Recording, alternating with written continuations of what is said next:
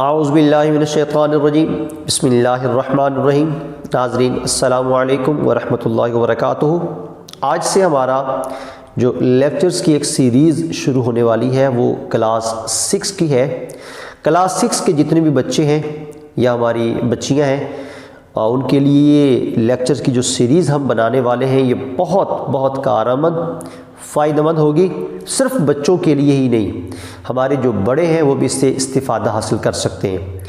ہمارے بچوں میں جو 6 کلاس کے لیول کی بات کر رہا ہوں میں، 2 چیزوں کی بڑی کمی ہوتی ہے۔ ایک، ان کو اردو کے الفاظ کی سمجھ نہیں آ رہی ہوتی اس کا مطلب کیا ہے۔ دوسری جو اس میں کمی ہوتی ہے وہ رائٹنگ کی خوش خطی کی، ان کی لکھائی خوبصورت نہیں ہوتی۔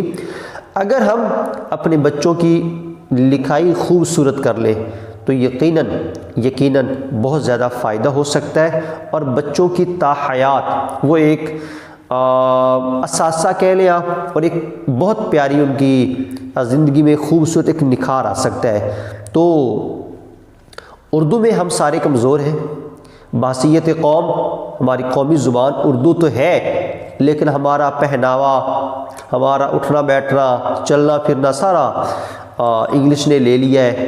جہاں پہ ہم نے کسی سے معذرت کرنی تھی ہم نے سوری کہنا شروع کر دیا، جب ہم نے کسی سے کہنا تھا بھئی بات سنیے گا ہم نے وہاں پہ انگلش کے لفظ لے کے آ گئے، تو جس کی وجہ سے ہمارے لیے بڑا مشکل ہو گیا اپنے بچوں کو اردو سمجھانا۔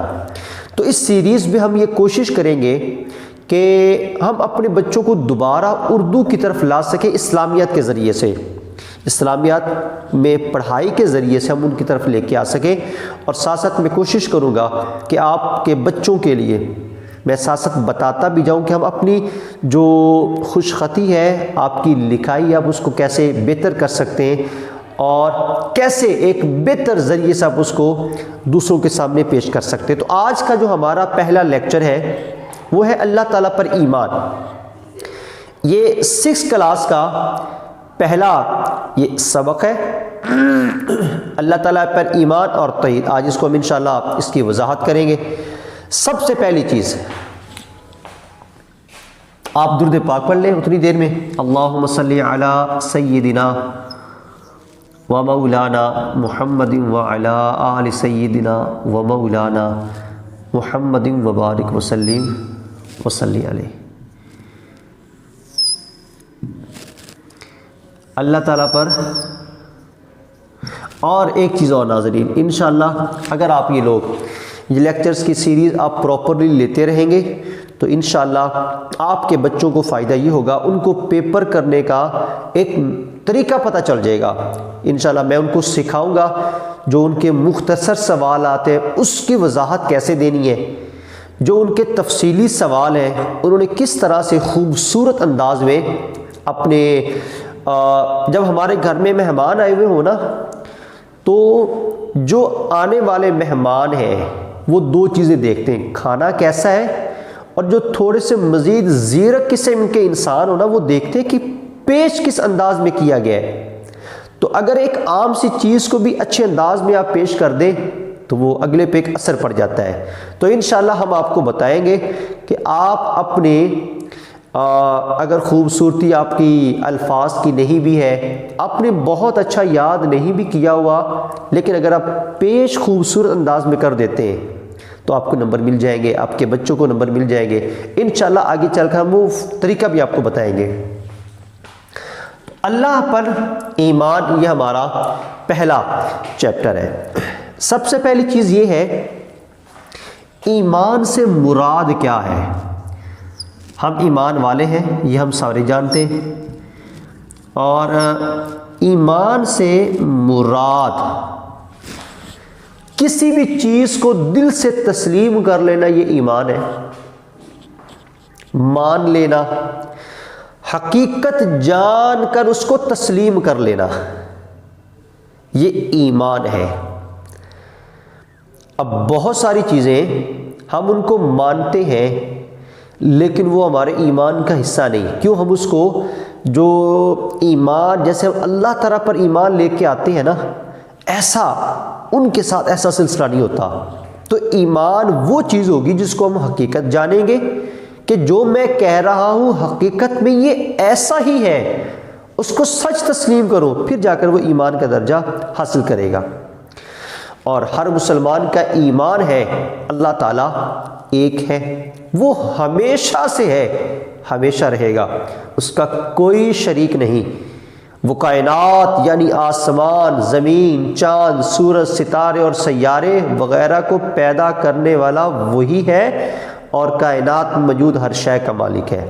دیکھیں اس دو لائنوں نے، اگر آپ کا بچہ یہ دو لائنیں سمجھ جاتا ہے نا، تو جو بگ بینگ کی جو تھیوری ہے نا، اس کی دھجیاں اڑ کے رہ جاتی ہیں۔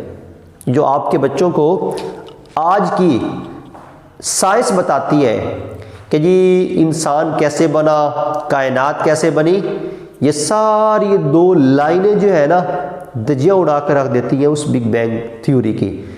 ہر شے کا مالک اللہ ہے، ہر شے کو بنانے والا اللہ ہے، ہر شے کا مالک اللہ تعالیٰ ہے، یہ ہمارا ایمان ہے۔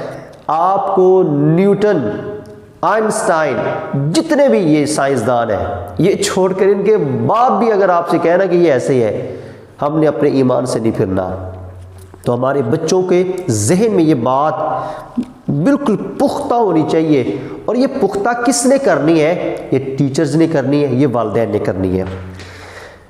آگے جو آپ کا میں ساتھ ریڈنگ اس لیے کر رہا ہوں تاکہ ہمارے بچوں کو تلفظ کا پتہ چلتا چلا جائے، کہ جب وہ کلاس میں بیٹھیں یا ان کے سامنے کتاب ہو تو ان کو پتہ ہو کہ اس لفظ کا تلفظ یہ ہے۔ ہم لوگ تلفظات میں بہت غلطیاں کرتے ہیں، اس لیے پڑھنے کا مقصد یہ ہے۔ وہی سب کو رزق دینے والا، وہی سب کو پالنے والا ہے، کائنات کی کوئی شے اس سے پوشیدہ نہیں ہے، اسی کے پاس زندگی اور موت کا اختیار ہے، اس لیے خودکشی کو حرام قرار دیا گیا۔ چونکہ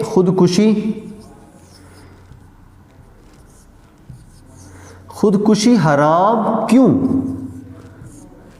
یہ اگر ہم اپنے آپ سے یا اپنے بچوں سے سوال کریں تو اس کا جواب آپ کی کتاب میں دیا ہوا ہے کہ خودکشی حرام اس لیے ہے کہ ہماری زندگی کا اختیار ہمارے اللہ کے پاس ہے، یہ زندگی ہمارے پاس امانت کے طور پر ہے۔ تو جیسے آپ کی بائک کو، انصاف کی بات کیجئے گا، اگر آپ کی بائک اور آپ کسی کو دے دیں اور وہ جا کر بیچ کے آ جائے، آپ اس کو گلے سے لگائیں گے؟ آپ کہیں گے نہیں بھائی وہ امانت تھی تیرے پاس، مجھے وہ واپس چاہیے۔ آپ FIR کٹوائیں گے، آپ ہر ممکن کوشش کریں گے اس چیز کو واپس لانے کے لیے۔ سو ایسے ہی بلا تمثیل، بلا تشبیہ، اس زندگی کا مالک اللہ تعالیٰ ہے، اس کا اختیار رب کے پاس ہے، اس نے کب موت دینی ہے۔ تو جو بندہ بھی اس امانت میں خیانت کرے گا وہ پکڑا جائے گا۔ آگے کہا وہ ہر عیب سے پاک ہے، ہر چیز پر پوری قدرت رکھتا ہے، کوئی اس کی برابری کرنے والا نہیں، کائنات کی ہر شے اس کے حکم کی پابند ہے، کوئی اس کا برابری کرنے والا نہیں۔ اور یہی چیز ہم سورہ اخلاص میں پڑھتے ہیں۔ کیا ہم پڑھتے ہیں جی؟ وَلَمْ یَکُن لَّهُ کُفُوًا احد، اس کے برابر کا دنیا میں کوئی ہے ہی نہیں، نہ کوئی نبی ہے، نہ کوئی ولی ہے، نہ کوئی صحابی ہے، نہ کوئی انسان ہے، نہ کوئی بت چھت، کچھ بھی نہیں اس کے برابر کا، وہ اکیلا ہے۔ قل هو اللہ احد، اپنی ہر شان میں وہ اکیلا ہے، اپنی ہر شان کے ہر تقاضے میں وہ اکیلا ہے۔ یہ عقیدہ اور یہ ایمان ہمارے بچوں کو پتہ ہونا چاہیے کہ اللہ تعالیٰ کی برابری کرنا، اللہ کی صفات کی برابری کرنا، یہ دونوں شرک میں جاتے ہیں۔ تو اگر کسی بندے کا ایسا عقیدہ ہے کہ وہ کسی انسان کو اللہ کے برابر سمجھتا ہے تو وہ شرک کر رہا ہے۔ اگر کوئی بندہ یہ سمجھتا ہے کہ جس طرح اللہ کی صفات ہیں ان میں سے کوئی بھی ایک صفت کسی بندے میں سیم اسی طرح سے پائی جاتی ہے تو یہ شرک ہے۔ تو اس لیے اس چیز سے ہمیں بچنا ہے۔ اور آگے کہا ایمان میں یہ بھی شامل ہے کہ اللہ تعالیٰ کی ذات پر پختہ یقین رکھا جائے، صرف اسی کو عبادت کے لائق سمجھا جائے۔ اللہ اکبر، عبادت کے لائق صرف اللہ کی ذات ہے، سبحان اللہ۔ اس لیے ہم سورہ فاتحہ میں کہتے ہیں نا، ایاک نعبد و ایاک نستعین، اے اللہ ہم صرف تیری عبادت کرتے ہیں، تیرے سوا کوئی عبادت کے لائق ہی نہیں ہے، صرف تیری عبادت۔ تو اللہ تعالیٰ سورہ البقرہ پارہ نمبر 1 اور رکوع نمبر 3 ارشاد فرمائے، یا ایھا الناس اعبدوا ربکم الذی خلقکم، اے انسانو تم اس رب کی عبادت کرو جس نے تمہیں پیدا کیا۔ تو چونکہ اس نے ہمیں زندگی دی ہے، اس نے ہمیں پیدا کیا ہے، اس بندگی کا تقاضا یہ ہے ہم اس کے آگے اپنے سر کو جھکائیں۔ اور ایسے ہی اگر ہم اسی کو تھوڑا سا مزید کھولیں اس ٹاپک کو، یہ جو عبادت والا ہے، ہمیں اپنے گھروں میں عبادت کرنی چاہیے تاکہ ہمارے بچے ہم سے سیکھیں۔ آج کے والدین کہتے ہیں کہ بھئی وہ ایسی عبادت نہیں کر سکتے، کم از کم یہ تو کرے نا بھئی، جب تم نے ان کو نہیں سکھایا تو وہ کیسے کر سکتے ہیں؟ آگے چل کر دکھانا پڑے گا آپ کو کہ بھئی عبادت ایسے کرتے ہیں، وضو ایسے کرتے ہیں، قرآن کی تلاوت ایسے کرتے ہیں۔ آپ کا انشاءاللہ جو 6 کلاس کا بچہ ہے، یہ جو بڑا ہے، وہ آپ کے پیچھے پیچھے چلے گا۔ جب ماں باپ ہی صبح 9 بجے اٹھیں تو بچے فجر کی نماز کیسے ادا کریں گے؟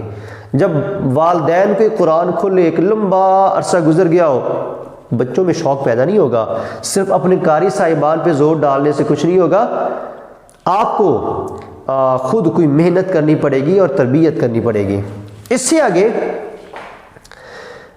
اس کی ذات اور صفات میں کسی کو شریک نہ ٹھہرایا، اس کی کو ہم نے پہلے واضح کر دیا۔ اللہ تعالیٰ کی طرف سے انسانوں کی ہدایت کے لیے بھیجی گئی آسمانی کتابوں، نبیوں اور رسولوں کو سچا تسلیم کیا جائے۔ ہم سب یہ جانتے ہیں ہمارے اوپر جو اللہ تعالیٰ کی طرف سے آسمانی کتابیں نازل ہوئی ہیں وہ کتنی ہیں؟ وہ 4 ہیں۔ کون کون سی؟ تورات، زبور، انجیل اور قرآن مجید، یہ 4 ہیں۔ تورات حضرت موسیٰ علیہ السلام پہ نازل ہوئی، زبور حضرت داؤد علیہ السلام پہ نازل ہوئی، انجیل حضرت عیسیٰ پہ نازل ہوئی، اور قرآن پاک حضرت محمد صلی اللہ علیہ وسلم پر نازل ہوا۔ یہ 4 جو صحیفے ہیں وہ تقریباً 110 کے قریب ان کی تعداد ہے صحائف کی۔ یہ 4 کتابیں ان کے نبی میں نے آپ کو بتا دیے۔ تو ان 4 کو برحق ماننا، لیکن آج کے دور میں صرف قرآن پاک اللہ کی کلام ہے، اللہ کا کلام ہے، اسی کو فالو کرنا، اسی کے پیچھے چلنا اور اسی کے مطابق اپنی زندگی کو لے کے چلنا، یہی ایمان اور ہدایت کا ذریعہ ہے اور نشانی ہے۔ یہ بہت ضروری بات۔ ایسے ہی انبیاء کرام کو سچا تسلیم کرنا، ان کی توہین نہ کرنا، انبیاء کرام کو کہ وہ اللہ کے پیغمبر ہیں، معصوم ہیں، اور اللہ تعالیٰ نے ہر نبی کو وکری شان اور اعلیٰ شان عطا فرمائی ہے، ان میں سے کسی کی شان میں کمی نہ کرنا، یہ ہمارے ایمان کا حصہ ہے۔ یہ جو غیر مسلمز آزادی اظہار کے نام پر نبی کریم صلی اللہ علیہ وسلم کی گستاخی کرتے ہیں، یہ ہمارے لیے بہت تکلیف دہ بات ہے، بہت تکلیف دہ بات ہے، اور اس بات پر امت کو سراپا احتجاج ہونا چاہیے اور یہ احساس دلانا چاہیے کہ تم غلط کر رہے ہو۔ ہر چیز کا جو حل ہے وہ گولی بندوق نہیں ہو سکتا، جو دیگر ذرائع ہیں ہر بندے کو وہ استعمال کرنے چاہیے۔ تو ایسے ہی تمام نبی اور رسولوں کو سچا تسلیم کیا جائے، حضرت محمد صلی اللہ علیہ وسلم کو قیامت تک کے لیے آخری رسول اور آخری نبی تسلیم کیا جائے، اور قرآن کریم کو اللہ تعالیٰ کی بھیجی گئی آخری کتاب تسلیم کیا جائے۔ آپ صلی اللہ علیہ وسلم لا نبی بعدی، میں یہاں پہ بڑا سا کر کے لکھنے لگا ہوں تاکہ آپ لوگوں کو یہ یاد رہے۔ یہ میں نقطے بھی لگانے لگا ہوں تاکہ یہ اللہ کرے یہ ہمارے بچے، ہر بچے کی زبان پہ یہ چیز ہو، لا نبی بعدی، فرمایا کہ میرے بعد کوئی نبی نہیں ہے، اور یہی ختم نبوت ہے۔ اور ختم نبوت ہمارے ایمان کی بنیاد ہے، عقیدہ ختم نبوت۔ اس پہ اپنے بچوں کو مضبوط کیا کرے، بتایا کرے، اس کے بارے میں نالج گین کیا کرے۔ ناظرین، آج کے لیکچر میں آپ نے ایمان سے مراد خودکشی حرام کیوں ہے، اللہ کے برابر کوئی نہیں ہے، عبادت کا لائق صرف اللہ تعالیٰ ہے، ہمیں عبادت کس انداز میں کرنی چاہیے، گھروں میں کرنی چاہیے۔ آسمانی کتابیں 4 ہیں، کون کون سی ہیں، کس کس نبی پہ نازل ہوئی، میں نے آپ سے ذکر کر دیا۔ نبی کریم صلی اللہ علیہ وسلم آخری نبی ہیں، آپ کے بعد کوئی نبی، کوئی رسول کسی بھی شکل میں اس دنیا میں نہیں آئے گا۔ قرآن اللہ کا آخری کلام ہے، آخری کتاب ہے یہ۔ اللہ تعالیٰ کی بارگاہ میں دعا ہے کہ رب تعالیٰ ہمیں اس لیکچر کو ایک صدقہ جاریہ کے طور پر دوسروں کے ساتھ شیئر کرنے کی توفیق عطا فرمائے، کیونکہ صدقہ جاریہ وہ چیز ہے جو ہمارے مرنے کے بعد بھی ہمارے لیے نیکیوں کا باعث بنے گی۔ تو اس لیے اس ویڈیو کو اگر آپ کو اچھی لگی ہے، یقیناً اچھی لگی ہوگی، باتیں ہم نے دین کی ہیں، اللہ اس کے رسول کی ہیں، اور تو ہم نے کوئی بات کی نہیں، تو اس بات کو آگے شیئر ضرور کریں۔ اللہ تعالیٰ کی بارگاہ میں دعا ہے کہ رب تعالیٰ ہمیں عمل کی توفیق عطا فرمائے۔ اللہ تعالیٰ آپ کا حامی ہو، آپ کا ناصر ہو۔ والسلام۔